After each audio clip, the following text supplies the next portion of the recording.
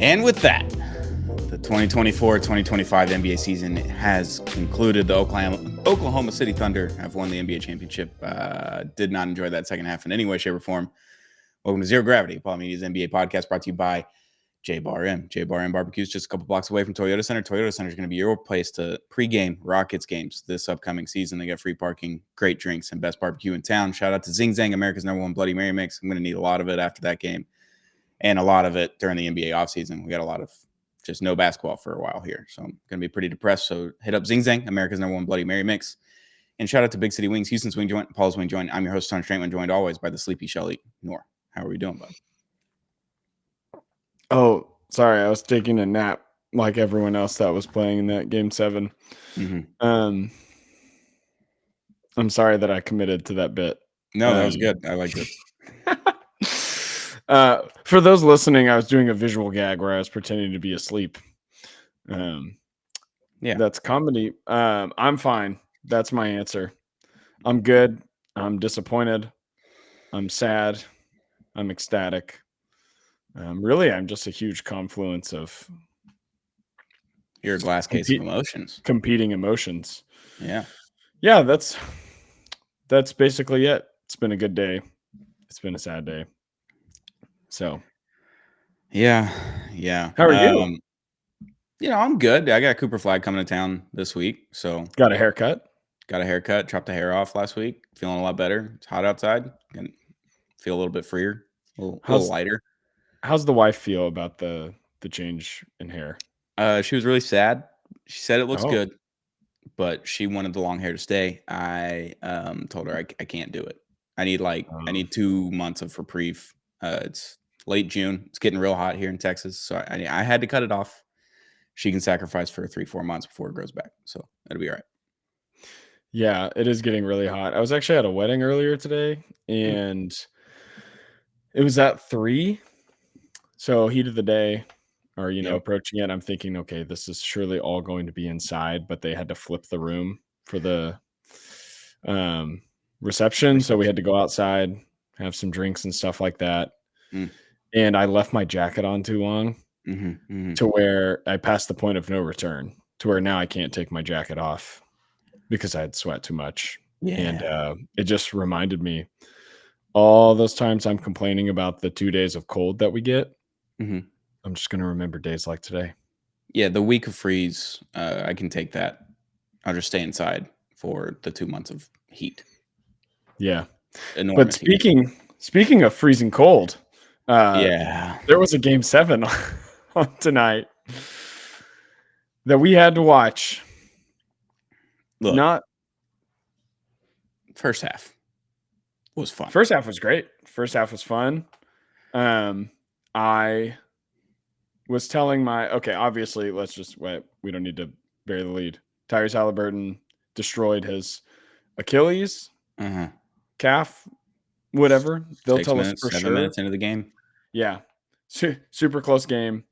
And then that happens about halfway through the first quarter. And it just felt like this game was like on the knife's edge. And like through that, like the Pacers were staying in it. Their defense was playing really well. But I don't know. To me, it really felt like we were just waiting for the dam to burst. Yeah. When I was growing up in elementary school, there was a kid that came over from the Netherlands to Huntsville, Alabama. Crazy change of scenery for the kid. Did not know English. He was my buddy. He was my best friend for a couple of years there in elementary school when we were really young. And his mom would always tell us the story of the Dutch kid that saved the Netherlands. There was a dam in the Netherlands. It's this whole folklore thing where the kid sees the dam, there's a hole, he goes and puts his finger in there and stays there for like 2 days. Oh. No food, no water. And then they finally find him and they're like, oh my God, you just saved the city. You saved everyone here, yada, yada, yada. There was no kid to plug the hole today with his finger for the Indiana Pacers. I'm sorry. That's the most like European. Yeah, no, that's the most European coded story I've ever heard in my entire life. Yeah. That's the Netherlands folklore story. I don't know why his mom told us that story. I just remember it. They would go to the Netherlands every summer, bring us back souvenirs from back home. I don't know that, but that's what came to mind. I was like, there's not going to be that Pascal Siakam's not coming to plug that hole in the dam for a long time. It's going to happen for a little bit. In the first half, it did. They had a 1-point lead heading into the break. The broadcasts announced that they came into the locker room screaming, yelling. They're like, "Hey, we can do this. We got this." It just felt like they desperately needed a guard in the third quarter.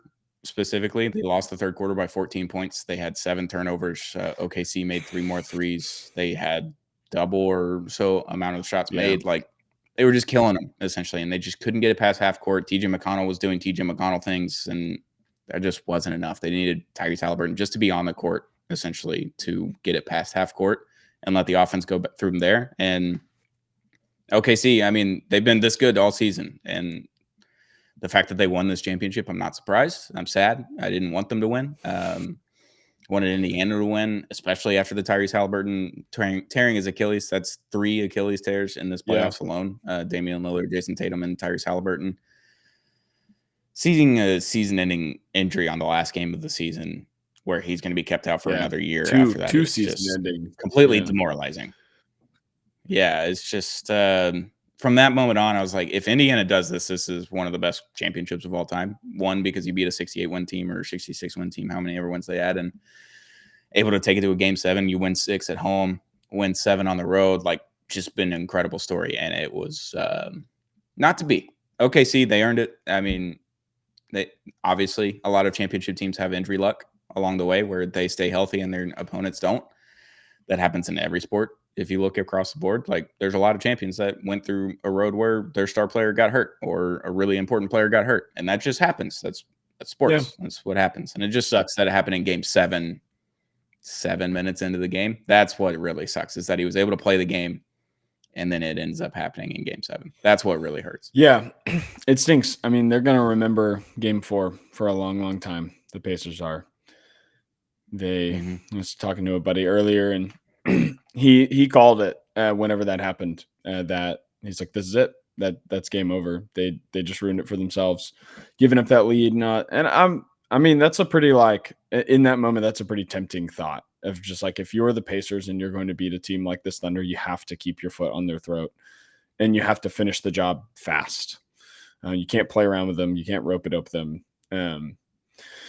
And even if, and so like Haliburton's injury, so I told him doesn't count. Haliburton got hurt, whatever. And he was like, well, maybe it actually matters more because he got hurt, because they don't have to play nearly as many games if they're in that situation. Yeah. So yeah, it's a huge bummer, but it is just part of the season. And the Pacers had an opportunity to put the series virtually out of reach a few games ago, and they didn't take advantage, and here they are today. I'm kind of paying for it. Still a miracle run, super fun, but we just won't remember it the same as we would have if it had ended in glory. Yeah. And on OKC side, I said a few pods ago with Josh, I believe that if OKC doesn't win this, it's like, I don't know if they ever will. It's like, these moments are fleeting. Yeah. Championships don't grow on trees. Like, the Celtics of the 50s and 60s are not walking through any doors anytime soon. Like, that's just not what happens anymore. I know Golden State went on their run.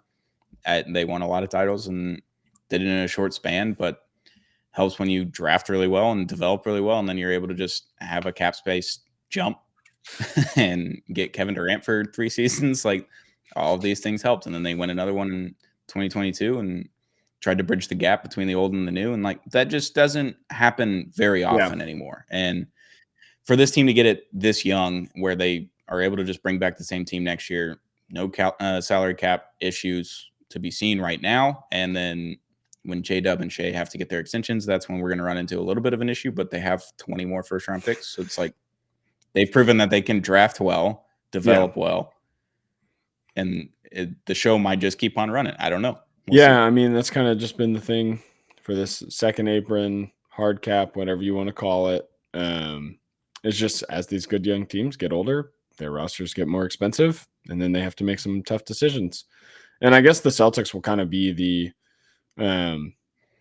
what's the word? They'll be like the guinea pig, because they're going to be the first younger, at least young core team with their two main guys that are getting older. They won their championship, and now we're starting to see just how expensive the roster is. And they had these X Factor guys that they're going to have to get rid of. And so, yeah, OKC will have to start asking those questions, but not tonight. They don't have to ask those questions tonight. They are NBA champions, and No. it's like in a few years, if they start losing some of those guys and it's sad and sentimental for the fans, guess what? They're going to look up into the rafters, and right next to Nick Collison's name, they're going to see 2024-2025 NBA champions. And it's just going to hurt a lot I mean, less. every time I go to AAC, especially this season, like I'm in the press box, I'm eye level with the rafters, basically. I'm looking at the banners. And I'm looking up there and I'm just like, man, I can't believe they traded Luka. I see old Mr. Nowitzki, number 41, and that 2011 title up there in the middle. And I'm just like, yeah.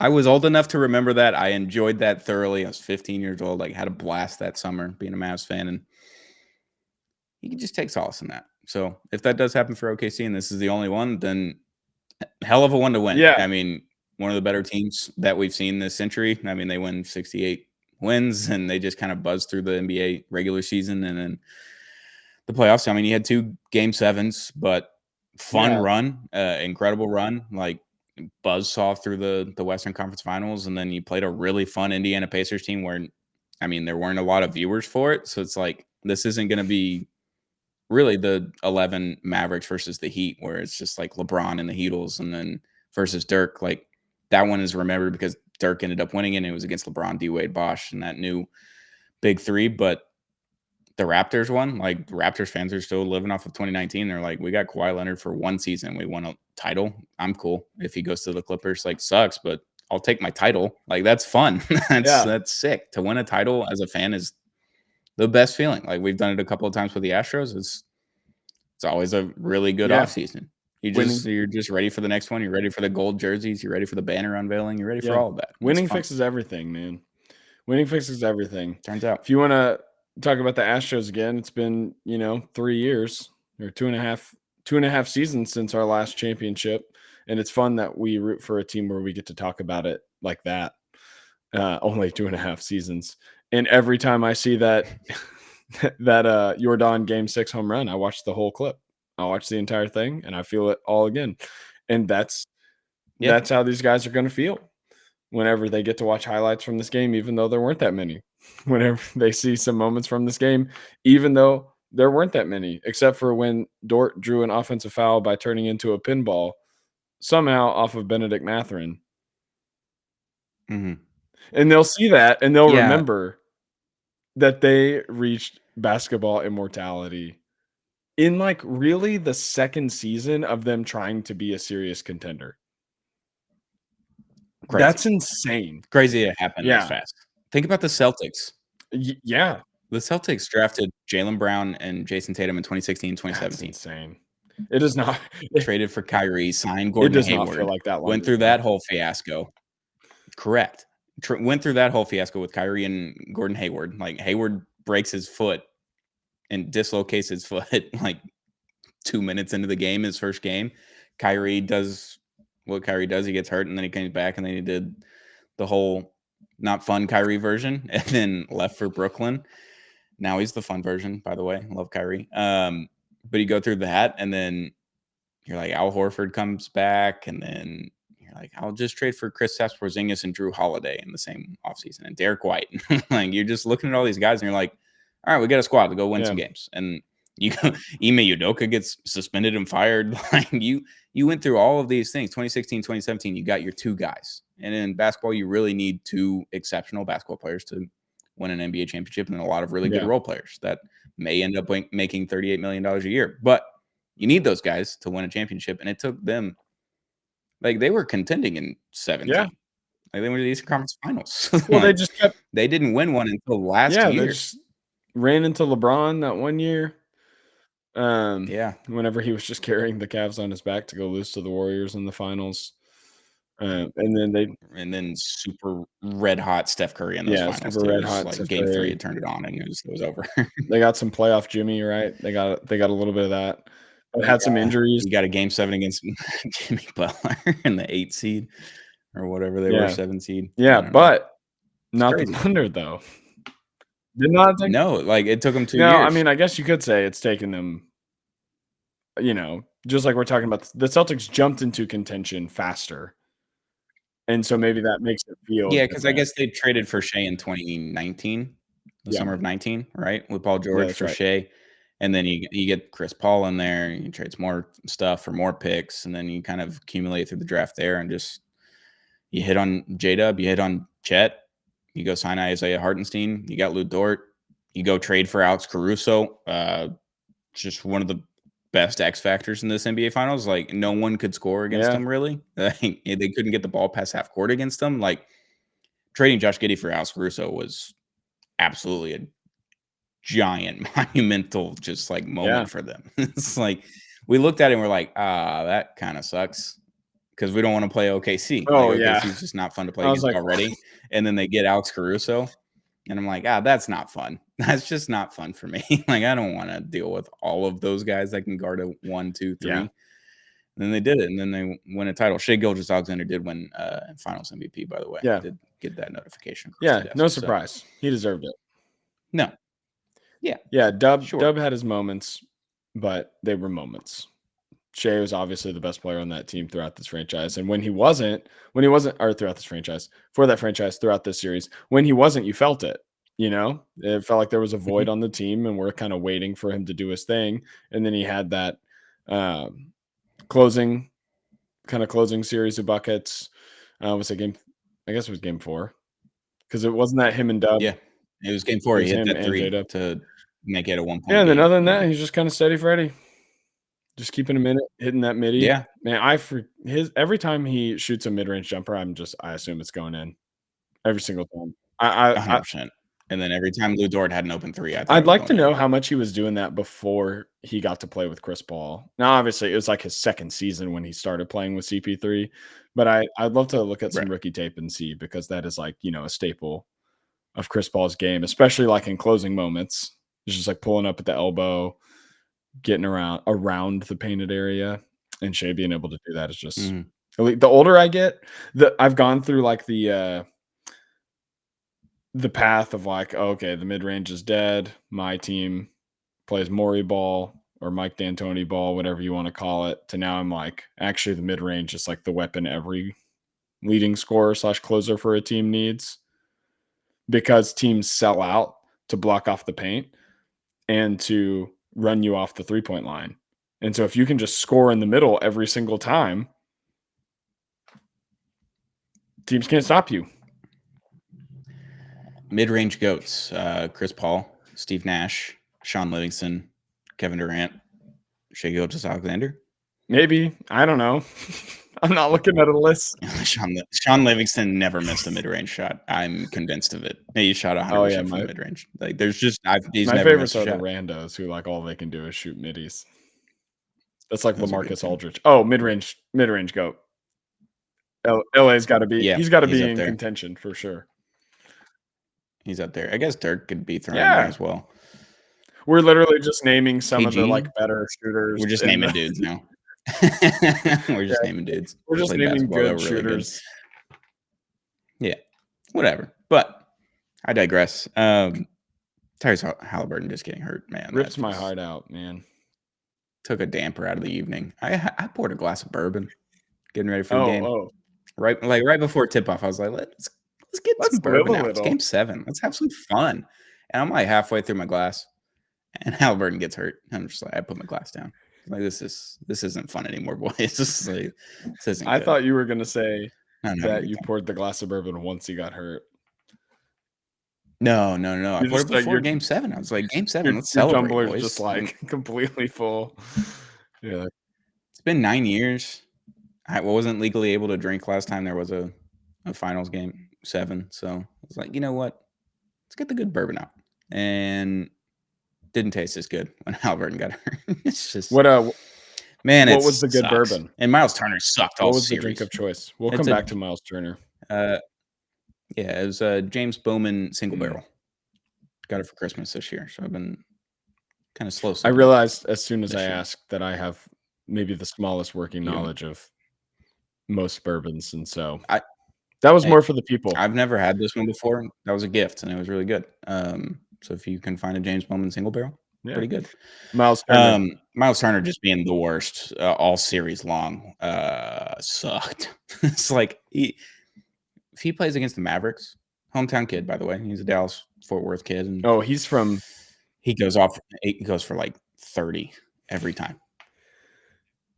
Every time, without fail, it's 30. He's hitting every three, and then this series, I was expecting that. I was like, let's watch Miles Turner just go off, and he has all the open opportunities, and he missed 93% of them. I don't know. Yeah, disappointing. Sucked. So I live right now in the town that Miles Turner grew up in, Bedford, There we go. Texas. So shout out. Please don't come looking for me. And my wife has not paid it. We do like you. What? We like Miles Turner. Yeah. I just wanted to Oh say no, that. I didn't. Miles, all I if you want wanted. to come looking for me, we can hang out. We can shoot some hoops. Oh, you're talking to the Yeah. fans. I'm just like, They're not no, I driving up here. Most of know, our but fans I'm are just from like, Houston. just in case if I say something, I'm so sorry. Well, I'm not sorry, but don't come find me. My wife hasn't paid Yeah, attention it's to fine. one single moment of the finals. I think maybe she's been sneakily watching and just not telling me. But then whenever they said Miles Turner from Bedford, Texas, she goes, "What did they say? What is it?" Huh? She's like, "Did you say Bedford?" I was like, "Yeah, that's where he's from. He's from here. Turns out. He's one of us." And then one of Turns my out. buddies who lives there texted me really excited about it. So that was fun too. Yeah, but he was terrible. So I think today I'm ashamed to live here. I don't know. Yeah, it was That tough feels series kind of for him. harsh, but He had the opportunities. He he had the opportunities. He just didn't make the shots, and I know that's gonna eat him yeah. up inside. Like, if he plays better, they probably win a previous game in this series, and this game doesn't even go to Yeah. 7. It's like That's tough, man. I was watching, this game, and when it really started to slip away, what about like the midway point or probably like the 5 or 6 minute mark in the third. Two things. yeah, that's when it Two just things. I was started like, going. Turner is terrible. They cannot get a rebound. Mhm. And Pascal Siakam has been Yep. on the bench for too long. I didn't even realize. He sat the first, Yeah, like, I 6 don't even minutes. know for sure how long he was on the bench at the end of that third quarter. He may have just gone back right before this run started. But if I know Tyrese Haliburton is out and my only big in the game really is struggling like this, I got to get him back out there. Like he might have to play 48 tonight. And That is one thing that I was kind of just questioning Carlisle on this whole playoffs is the usage of Siakam, like, when he was coming in and when he yeah, was coming out. Like, it was very confusing all playoff run.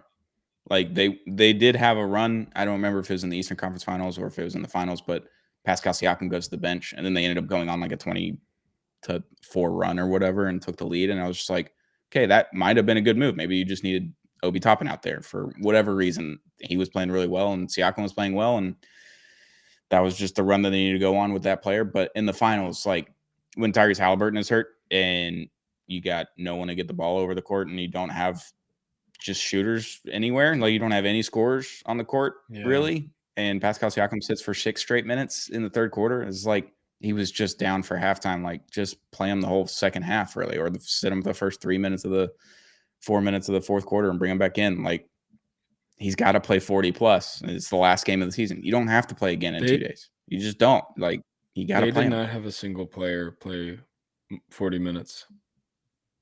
Now, granted, the Thunder only had one, and it was Shea, but J-Dub played 38. Dort played 35, which actually, But they had foul Caruso trouble. played. Like, J-Dub had Yeah, 4 fouls. Shea had 5 fouls. yeah, Like, that's a good point. I mean, Caruso played 32 off the bench. So Siakam had 0 fouls at the point where he sat for 6 minutes. That is what's strange. yeah, it's just not good. But I don't know. It's not all on Turner too, as much hype as TJ McConnell deserves for he's hitting above his weight. He's hitting above his weight class whenever he's doing all these things. You can even tell there was a midi he hit. I think he was like kind of stopping the bleeding on this third quarter run. There was a midi hit where I'm like, he just threw that up. Yeah, he was not. I think he scored like 9 points in a row Yeah, for him. I was like, there was no Just went plan off. there. He just saw the slightest daylight and just put it up and it went in. And that's great. And that's fun. And the fact that Tyrese Haliburton called him the Great Wide Hope is hilarious. And I'll always root for TJ McConnell ever since he was a Sixer. But the dude had 7 turnovers. And that's not really on him. Well, obviously he committed the turnovers. That's on him. But it's exaggerated only because they're missing the guy who they depend on to not do that. And so whenever the replacement player is turning the ball over 7 times, you're going to be in trouble. And their bench turned it over 15 times total. That's kind of. They just had so many turnovers, and OKC just didn't turn the ball over. They weren't hitting threes in the first half, and I was like, we're going to have another one where they just don't have any threes, and in the fourth quarter, something crazy happens. They go on a run, and they win the game. Like, that's what I was expecting. But for the Pacers to have, 13 turnovers to OKC's 1 at one point early in the game was it just finished tough. 21-7. And some of those came, near the end of the game where that stopped mattering. OKC had 18 points off of turnovers just in the third quarter alone. Yeah. You want to hear a surprising stat? I just looked at it, and it totally did not match what I thought I was watching. Absolutely. Well, I don't know how to ask that. I already told you it was surprising, so it's not going to help. I'll just tell you. The Pacers out-rebounded the Thunder by 5. By 5. But they out-rebounded them. That's insane. It did not look like that at all. It looked like every pivotal rebound went to the Thunder. Every time that lead was stretching out and the Pacers got to stop, the Thunder would just get the offensive rebound. Usually a guard would come flying out of nowhere and get the ball. Yeah, they were swarming. And then, the inbounds passes in the third quarter, what was happening to OKC earlier in the series was happening to Indiana in that third quarter. And they just couldn't get the ball inbounded cleanly and not turn the ball over just a couple of times in a row. I was just like, that stood out to me. And no Haliburton, you just don't have the guy to help you get a pass half court and get the ball into the right positions on offense. That's really what it boiled down to. They created turnovers. Indiana didn't hit shots that they needed to, and OKC did. I mean, that Lou Dort 3 from half court, shot that mug at the end of the shot clock.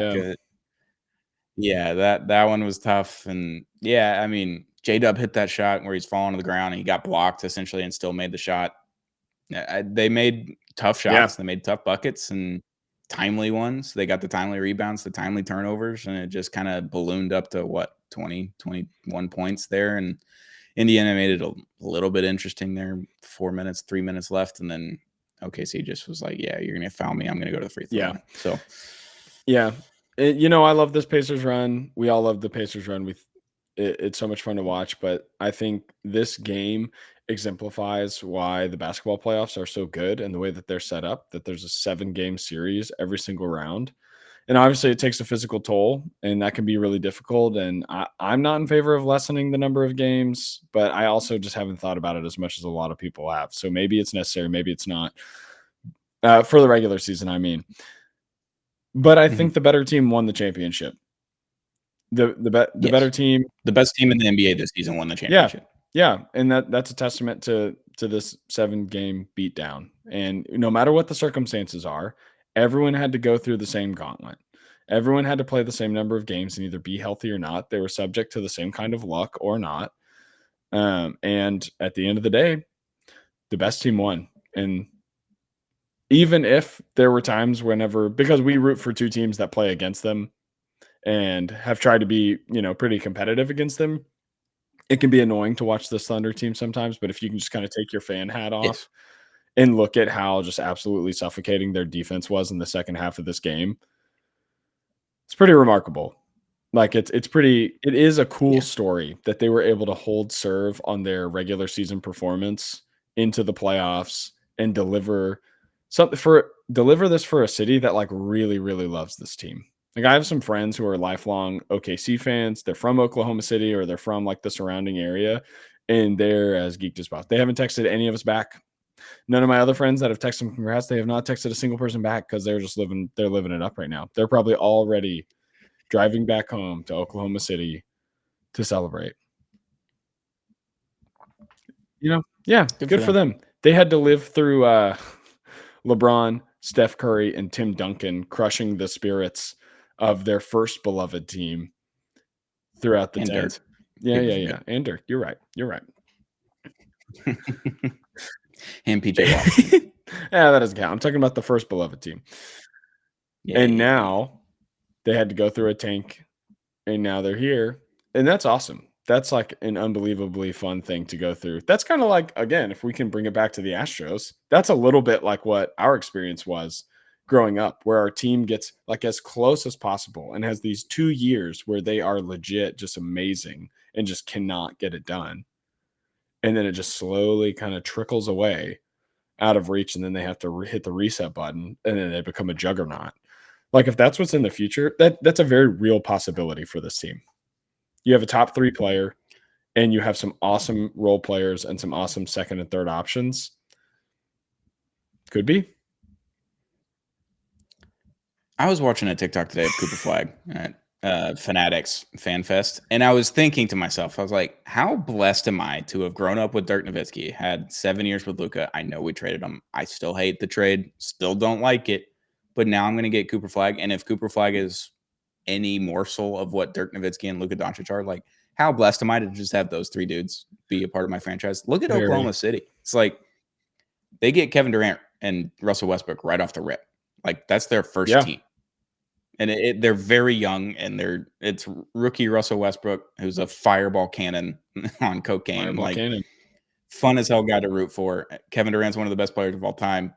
Get to root for them, and then you get James Harden, and all of a sudden this team's in the finals. They're very young, like they were in the Western Conference Finals the year before. Like, you go through that whole run, and you have all these players, and go to the Western Conference Finals in what was 2016, the Game 6 Clay that happened against them. Like, you go through all this heartbreak, and then you get Paul George, and that team was like good. Paul George was top 3 in the MVP voting that year. Like, had another really good team there very shortly after Kevin Durant leaves. And then you trade Paul George in 2019, and you trade Russell Westbrook off, and the whole team is just like gone. And you got Chris Paul and the Shai Gilgeous-Alexander kid, and you're like, hey, I don't know. It kind of seems stupid. They shut Chris Paul down, get that draft pick, and yeah, I mean, you ended up with Chet, J-Dub, and Shea, like, as your core 3 guys, and then you built so well around them with shooters and 3-and-D wings, like Alex Caruso, Lou Dort, even Cason Wallace was really fucking good tonight. Like,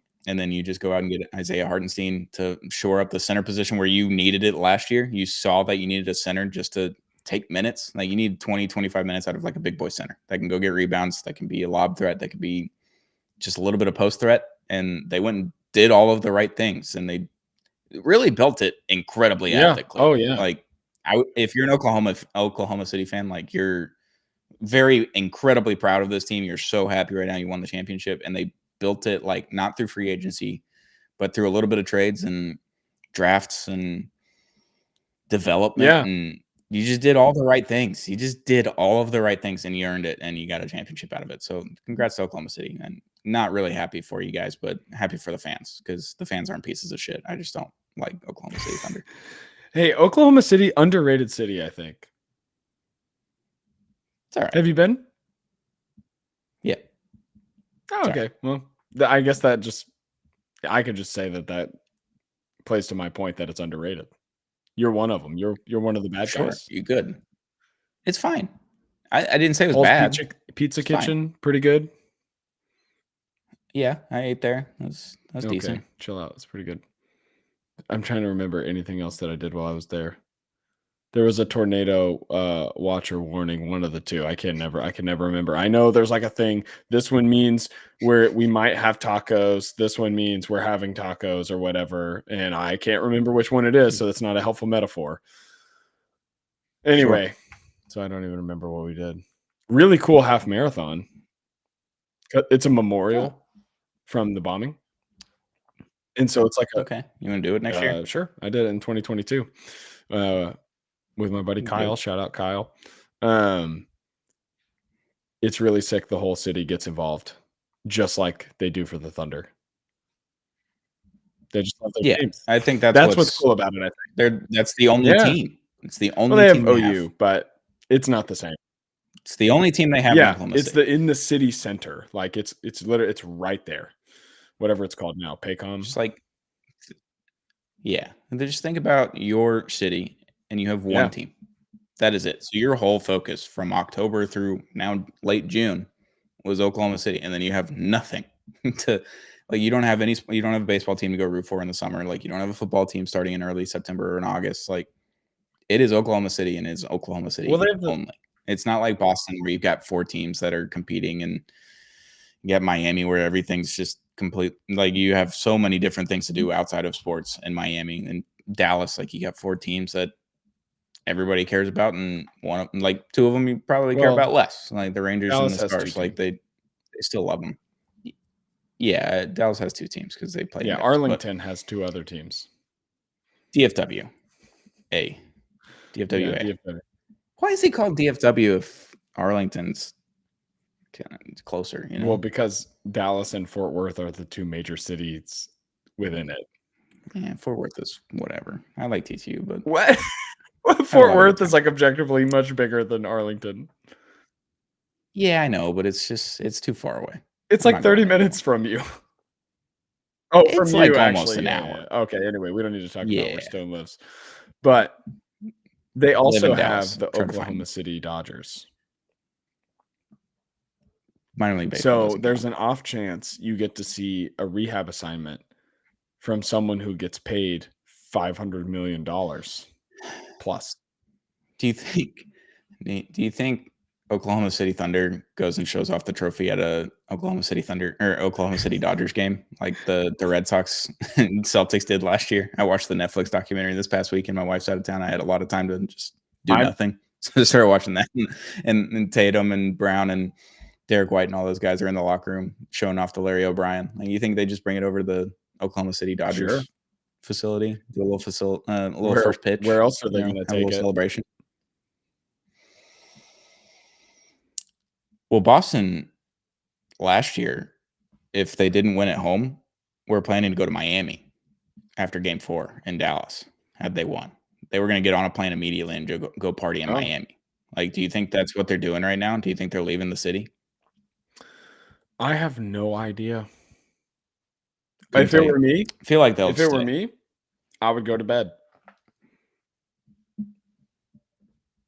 No, have you seen the Stanley Cup Well, celebrations right now I from mean, Florida? like, once the celebration is done in the locker room, I'm gonna go to bed, and there's probably some movie that I've watched Yeah, 3 quarters to 4/5 of that I need to finish, and I'm nope, gonna do that. No, no shot. After watching this Florida Panthers run, I may never sleep again if my team win the championship. Like, I'm just gonna go, and I didn't even play. Like, if I was a player, I'm not sleeping, I'm going to dude. bed, and I'm gonna be so happy when I'm doing it.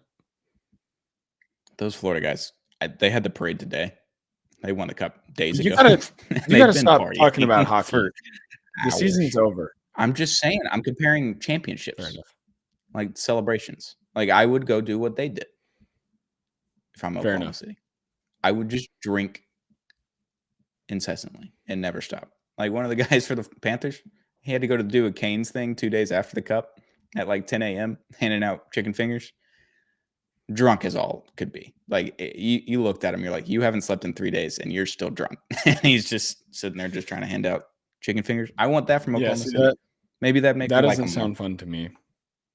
I'm another year Ah, closer to 30, and it would hurt, but I'd do it. I don't even get down like that, never have, and it It's not sounds wild like for me. death. I would rather eat a bunch of junk Could food, I be. think. Just All eat the whatever food you I've want. been Yeah, avoiding that's fine. during the season to try and stay in Yeah. good shape and all those things, it would just be a massive cheat day. And by that, I mean I'd probably just Yeah. buy a bunch of candy. Anyway, Yeah. so congrats to the Oklahoma City Thunder. Shay, don't You listen now to have anything anyone says. You are still a free throw merchant, but you are also yeah. one of the best Yeah. players in the world aside from that. I don't care if Richard Jefferson looked at the free throw attempt totals. We are watching the games. Please stop. We want to like you, but you make it really difficult. Try to get separation on a mid-range jumper without throwing an He elbow into straight up someone. did the James Harden kick his legs forward 3-point attempt today. Anyway, congrats, Shay. You earned it. You Yeah. earned Good no for OKC. ridicule. I'm sorry. Forget everything I just said, as if you would ever. No ridicule until October. That's right. Maybe even Then October 2027. No, 2026. That's I'm what I bringing it meant. right back. 2025. Accidentally whatever. accelerated a year. 2025, 2026 season. It'll be right back in Zero Gravity's ears. Congrats to OKC. They win Game 7. Tyrese Haliburton getting hurt. That's the main storyline there. Shai Gilgeous-Alexander, MVP of the finals. Congratulations to them. But before we go, I talked to Josh earlier. Kevin Durant traded to the Houston Rockets for Jalen Green, Dylan Brooks, a first-round pick this year, the 10th pick, and five second-round picks. Yep. And Summit State of Mind has already been released, so go check that out for an even more in-depth Houston Rockets edition of Kevin Durant trade. But Sheldon, the floor is yours. Kevin Durant is in Houston. Congrats. Thank you. I deserve it. For those who don't know, I work with teenagers, and I had to take them on a trip, and one of them left a pair of KDs on the trip, and I found them. We got back. The parents were picking them up. And amidst all the luggage is just a pair of these nice basketball shoes. And I'm just like, how could you even? Anyway, so I sent a picture of them to a bunch of the parents, and one of them, who is from Seattle, and so he has this weird hatred for Oklahoma City, was dogging the KD of it all and something like that. And I said, once KD is a Rocket, I will come back in this group and I will defend their honor. That was like 2 weeks ago. And today, like 2 hours ago, I went and replied to the text, and I said something like, great shoes, kid. I've always loved your taste in sneakers. Anyway, I'm feeling good, man. I was actually like very busy in the middle of work whenever this happened. And I was in a setting where like I had to be paying attention, and my watch was just exploding. Just like, and I knew exactly that's what was happening. I'd already been told, like, hey man, it's probably happening today. And so my watch is blowing up, and I'm like, he's gone, like, or he's coming, like, this is it. And now I just have to like weigh in my mind, like, who did we give up? And so I take a quick little peek, and I see Jalen Green, Dylan Brooks, the number 10 pick, and all those seconds. Did not think all those seconds were going to be in there, but I'm not going to think about it anymore. The 10 pick, I knew the 10th pick would be included. It is a little sad just because I love the idea of refilling your depth with these rookies the same way OKC has been doing, especially these like late lottery guys. Dylan Brooks, thank you for your service. I do not mind that you are in this trade, but I am so grateful that Dylan Brooks has been on my team for the past 2 seasons. Everyone made fun of the signing. Everyone said it was a bad signing, that it was an overpay. And guess what? Now, because of that signing, Kevin Durant is on my team. So, and he was kind of really good while he was a Rocket. And then lastly, this year, Dylan Brooks was good last year. He was fine the year before, but I think he was really good. He was good at his specialty last year as a defender, and was really streaky as a shooter. This year, really, really solid shooter. For some reason, had zero gravity. Ooh, no pun intended. He had no gravity. No one wanted to defend him, and he shot 40% from 3. And, solid defender. Maybe a little bit of an overrated defender, but some things that he does, screen navigation, stuff like that, he's one of the best in the league. But then brings us to the centerpiece of the trade, my sweet, sweet prince, my sweet baby boy, the first son of this Rockets rebuild, Jalen Ramonde Green, no longer a Houston Rocket. I've written a lot of words about Jalen Green, both via tweet and on the Apollo site and other sites and all those things. He's been my favorite player of the rebuild, even though I know he hasn't been the best player of the rebuild. High highs, low lows, all those different things. I am so okay with this deal. I think it's the right deal. I think it's a good deal. Honestly, I think we kind of made out like bandits, given what the Suns wanted the market to be. But I'm just a sentimental fan, and I'm just going to miss my guy. And I'm not really going to go to war for him anymore. The weirdos on the internet, you can have your victory laps, and then you can, put your phone down and go back to bed in the basement of your mother's house. And I'm just going to be sad that a guy that on the team that I was rooting for didn't pan out, because I'm a story guy, I'm a sentimental guy. I root for every single player on my team, even if they are like the biggest jerk in the world.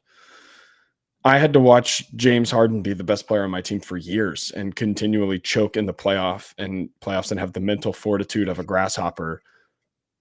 And I showed up every single time. I live in DFW, and I showed up every single time to bat for him. And so I did the same thing for Jalen, and now not my fight anymore. But so long. Thank you for your service, my guy.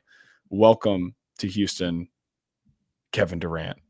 My favorite player from the time he was in Texas to the time James Harden became a Rocket, because then it had to be, a guy on my team. And then he went to the Warriors, and I hated him, and now I forgive him, and now he's on my team. Cool full circle moment for me. It's going to be awesome when we win the championship next year. Okay. Thanks for letting me have that monologue. I hadn't really verbally processed any of that, so. There you go. My takes on Jalen Green, if he went by Ramonde, a lot better player. We wouldn't have had to include the 10th pick if he went by Ramonde Green. Yep, absolutely. And I'm glad we don't have to talk about him on this podcast. Well, no, that's the thing, is like we still will at some point. It's going to happen. Maybe. If he just starts going off, then yeah, we're going to have to talk about Jalen Green. But it's not in the same context anymore. And for that, I am thankful. I don't have to deal with this anymore. Same. I'd be lying to you. A lot of anxiety. I'd be lying to you if I said there wasn't like the slightest bit of relief. Like, because he is such a volatile player, and he's on my team and all those different things. And man, dude makes me nervous. I don't have to be nervous about KD. If he has a bad night, he has a bad night. He's got a resume, But his bad night is 19 points on 19 well, honestly, shots. And we can talk about this, or you and Josh maybe already talked about it. His bad night is when he misses 20 games. That's really it. And that is something I said. I was like, if playoffs come and he gets hurt, like, this sucks. Yeah, or if he gets hurt in the middle of the season. He's 37 and which he missed a handful of games this year, right? Like, not a month, but a couple weeks there, I think, with a strain. I don't know if they were consecutive, 20 games. Yeah. Yeah, and there's been a lot of chatter about like, oh, KD changing teams again. This has worked out so many times. Do you know the Arrested Development line where Tobias and have you seen Arrested Development? I have. I'm okay, waiting for this. Where Tobias and oh gosh, what's his wife's name? What's Portia de Rossi's character's name? Mm-hmm, oh my gosh, you don't know? Mm-hmm. I don't have it. Oh, this is gonna drive me crazy. It's not in my brain right now. Someone leave it in the comments, please. They decide to have an open marriage, and he's like, it's never worked for anyone else, but it just might for us. Yeah. Lindsay. There we go, Lindsay. That's how people, I think, feel like they're kind of like, giving the Rockets a side eye, like, oh, you think it's going to work for you? Let's talk about it a little bit, because the Nets, that team was awesome when they were on the court. No, that Nets team wins the finals going away. Away. They almost beat the championship Bucks. Foot is in the line and everyone doesn't fall the fuck apart. Yeah. They were awesome. And then the Suns gave up some of the most important players, role players, from their finals run to get him, and a ton of draft capital that keeps them from being able to refill their positions cheaply. And so they have these 2 fake off seasons where they're bringing in all these guys on the minimum, and we're like, ooh, that's kind of interesting. And then guess what? All these bad players that no one wanted to play suck. And so we're like, oh. Yeah, they gave up, 5 first-round picks, and Mikal Bridges, like, if they just trade Ayton instead of Bridges, like, that team is still really but it wouldn't have happened. And I totally get it. Like, no. In the moment, if you're the Suns and you're committed to getting Durant, that deal, it kind of makes sense. Like, I can justify it in my mind. because that's Kevin Durant, 3 seasons ago, 2.5, Yeah. whatever, 3 seasons ago. Wait a But minute. you gut your roster and you get this guy, which was always my thing with going after a guy like Kevin Durant because he's older. It's like, if we only have to give up like 2 players in these picks that don't even belong to us, fine. Like that's totally fine with me. If you have to give up like 4 or 5 guys to match the salary and stuff like that, then it's like you're gonna Gets run tougher. out of inconsequential players, and you're gonna start having to give up your good players to meet those salary demands to get him. And we avoided doing that. We gave up the most confusing and volatile and the weakest link in our starting lineup, or at least like the most undetermined, we don't know who he's going to be, to get one of the Consistent. greatest Yeah. scorers of all time. And we gave up Dylan Brooks, who is a good defender. He's a fan favorite kind of guy. He has been a good shooter, but oh my goodness, his skill set is replaceable, especially if you have a coach like Ime Udoka, who is coaching a defensive system that is not dependent on one player. And also, we asked Dylan Brooks to be a rebounder last year, and it was bad. It was bad, bad. He was playing power forward and could not get a rebound. My favorite part about this trade is that Phoenix is now even higher into the second. Dude, I'll just it's say so like funny. after the trade. They like It's like egregious because I was like, if they can get out of this KD trade and then flip that other person for like nothing and get out of the aprons and get some picks out of it, it's like you didn't make it out like a bat out of hell, but at least you kept Devin Booker and you got out of that second apron. And you can probably do something. Now you just can't do yeah, anything. Like maybe Jalen Green gets rerouted before July 6th when this trade will actually go yeah, final and be actually finalized, but they have no plans on trading Jalen Green as of right now, according to yeah. sources on Twitter. I don't Gambadaro, know who tweeted it out. the Suns guy, Yeah, but yeah, it's like Gambadaro, or however you say his name. they can't trade Beal. If they're not going to trade Green, are they going to trade Booker? Because Booker has made it adamantly clear that he does not want to play for any other Yeah, team in his well, career. He wants to just stay in Phoenix. But now maybe that's things what are I would changing. say I too don't if know. $75 million a year was on the line. Yeah, $150 million 2-year deal Yeah. is So, yeah, I'd crispy. be saying that too until I figured out like, oh, this is going nowhere. I'd still take the 150 and Time to then go force my play way with out. my friend Kevin and all his new friends in Houston. Yeah, I don't know what they do. I guess they reroute and try to get a serviceable center, like a good center, and then maybe some salary to drop, to just waive or to. That's But it's just a bad deal for them. I don't know. Like I feel like we won not only just like in a vacuum, this player versus these players, but we also kind of won in who ends up in the better situation at the end of this thing. yeah, absolutely. Like you've had a rebuild piece, like your centerpiece of your rebuild, and he just didn't pan out the way you wanted him to. And I think he's a fine player. I don't think he's a Yeah. great player. I don't think he's necessarily a good player. I think he has good Yeah. nights. It's He has fair. great nights, and he's just inconsistent. And I wouldn't call him bad, but he He has has bad nights. some And really bad nights. you needed someone to score in the fourth quarter in the playoffs in 7 games. Like, you needed him to score 10 points, and if you scored 10 points, then you probably win Yeah. that series, and you didn't, but now you replace those. Maybe he gets 10, maybe he gets 20 with, probably 25 to 32 Yeah. a night, depending on the night, like, whenever you Yeah. want. Like, you almost scored 27 a game last year on a really bad Only. Suns team that really just had not any spacing. There's They there's had 2 nothing on guys. that team. Like, They had 2 guys.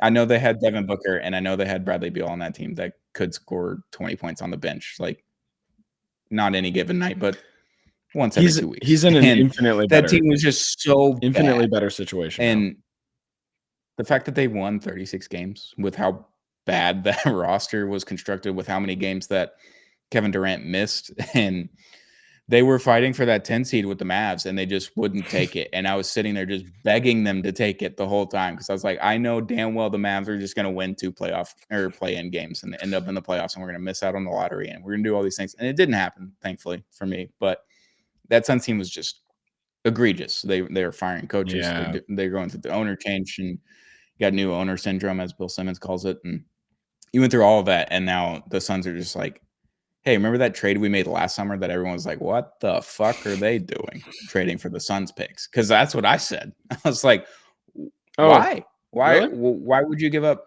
those picks? I just felt like in the moment, I was like, that doesn't seem good because I thought the Suns were going to be better than what they were this year, just off of the fact that they have Kevin Durant and Devin Booker. And it's Well, like yeah. they could probably win 45 games. They didn't, obviously, but now you're here sitting. Raphael Stone's just coming out like, hey, remember that trade I did last summer? Yeah. Look at it now. I mean, because I traded one of those picks and Jalen Green and Dylan Brooks for Kevin fucking Durant, even if he's 37, because he's still Kevin fucking Durant. Right yeah, now. no, he still is. And Raphael Stone is owed a ton of apologies from his own fan base. I don't think people outside of the Rockets fan base really have that many negative things to say about him because it's really just in their eyes picking Green over Mobley.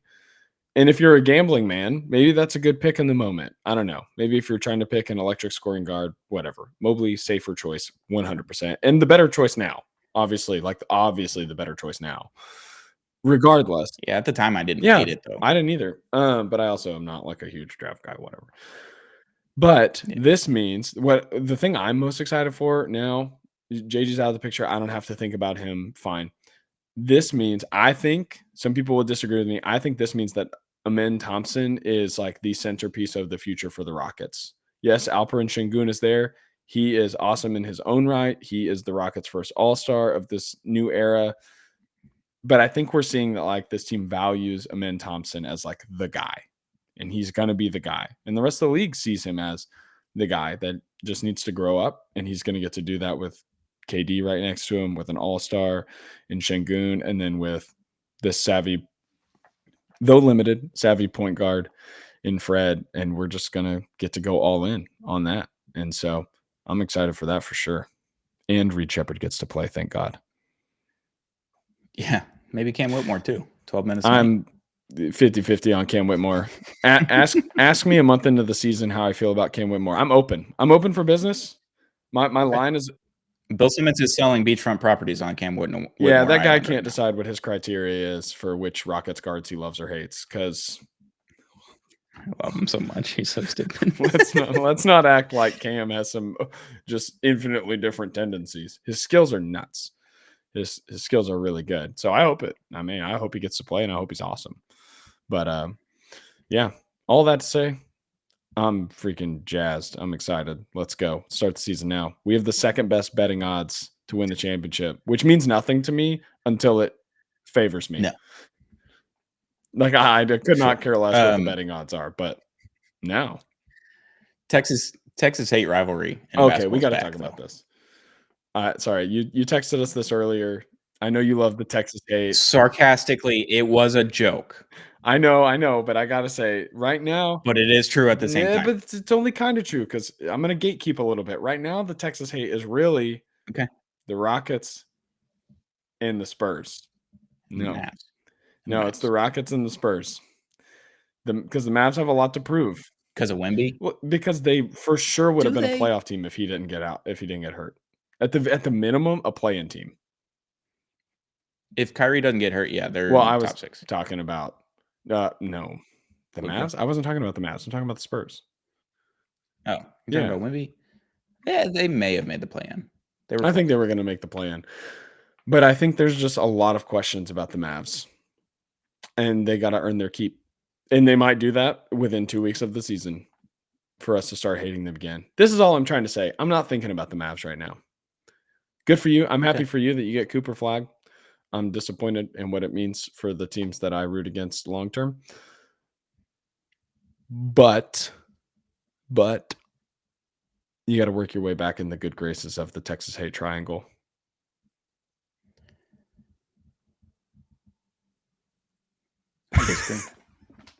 Well, when you put it like that. I think the Spurs are the clear number 3 in this. Really? Nah, dude, I don't know. I think Rockets are top dog now after getting KD. I think the Mavs are still number 2 because they're going to get a point guard of some sorts, like just to stabilize it for the first 45 games of the season. I hear there's a guard in Phoenix, and then Kyrie comes back.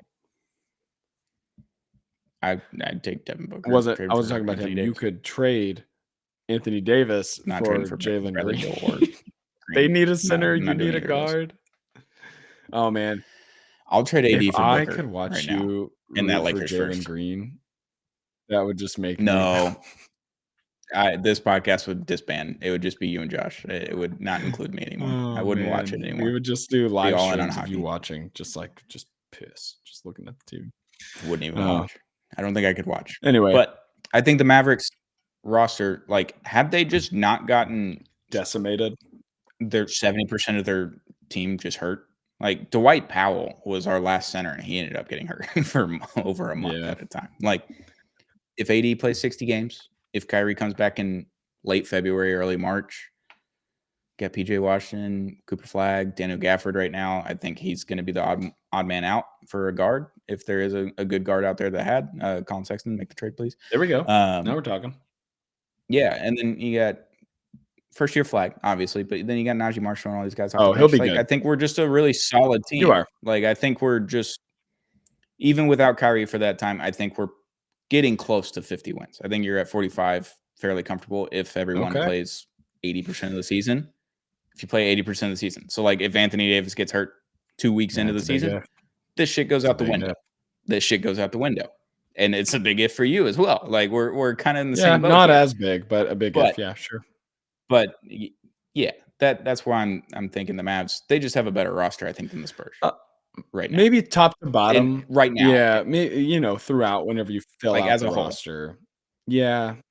Yeah. I don't know. Like, we can throw out 9-10 guys and you can win a lot of games. I don't think the Spurs can throw out 10 guys. Maybe this is a good summer episode. We get a Spurs guy on here and we just duke it out to decide what the hierarchy is. We need to get an actual logical Spurs fan on. We can't have Eric on. That'll be chaos. No, I don't want a logical. I want someone who is like desensitized to the world of philosophy. All right, we'll get the irrational Spurs fan on this summer. Then after free agency kind of dies down late July, we'll do a Texas hate episode. We'll get all of us on here. Awesome. That'll be good. But offseason now begins. We got the draft this week. We'll be back to talk about that later in the week. And then we got free agency starting in about 2 weeks. And it's going to be a little bit chaotic. I don't know what else is going to happen. Maybe Giannis gets traded. Maybe he doesn't. See what happens with all the other teams in the NBA. Obviously, our teams are probably – I don't know if our teams are done. I think you got some more moves that you could make. I think my team has to make moves. I think it's going to be a really interesting offseason. I think Stone's on the phone. I think he's on the phone still. Wouldn't doubt it. But fun season. It was a blast to have all three of us on this podcast. I know Josh isn't here tonight, but had him earlier today. But it was a fun time. The progression of Zero Gravity keeps taking off. We're going to keep doing it next year and keep doing it throughout the offseason. But we'll be going down a little bit in the episodes. We'll kind of space them out a little bit more. Obviously, we'll be back later this week to talk about the draft if anything crazy happens. And we'll probably be a Monday episode every week throughout the offseason. Talk about free agency. We'll do our Texas Hate episode. And then we got some fun social things. I'm going to do some social clips this summer. I got some games. I started writing down ideas in my notes app today. So we're going to do random things like Mount Rushmores or ranking or drafts and all that kind of stuff. So we're going to do all kinds of crazy shit this offseason. Just trying to pass the time until October comes back, where our beloved game enters our eyes once again. There's no Olympics this summer, so that kind of sucks because last summer was really good. Alarm goes off for starting five though. It's actually starting five is going to be a blast. I think that just didn't come out early enough. We dunked on it. We said we did not like the cast, and we were wrong. We did. We were wrong. 100%. Anyway, we don't have to talk about it until it comes out. But yeah, that's going to be fun. But long episode. Game 7 was tonight. NBA season comes to a close. Oklahoma City Thunder win the NBA championship. KD gets traded to Houston in the same day. Crazy day in the NBA. We got the draft later this week. We got free agency coming up. We'll be back very, very soon with another episode of Zero Gravity, Apollo Media's NBA podcast, brought to you by J Bar M. J Bar M Barbecue is just a couple blocks away from Toyota Center. You got free parking, great drinks, great people, and the best barbecue in Houston. Shout out to Zing Zang, America's #1 Bloody Mary mix. Using we Zang responsibly with Zing Zang, America's #1 Bloody Mary mix. And shout out to Big City Wings, Houston's Wing Joint, Apollo's Wing Joint. Go check them out today if you're in the Houston area. They got 14 locations across Houston. Chances are, if you're in Houston, you're near Big City Wings. Shout out to you guys for following along all season long. Hit that subscribe button if you haven't already. We're almost at 15K. Not a big deal. Hit that subscribe button on Apple, Spotify, wherever you get your podcast from for Zero Gravity. We'll be back very, very soon with another episode of Zero Gravity, Apollo Media's NBA podcast. Bye.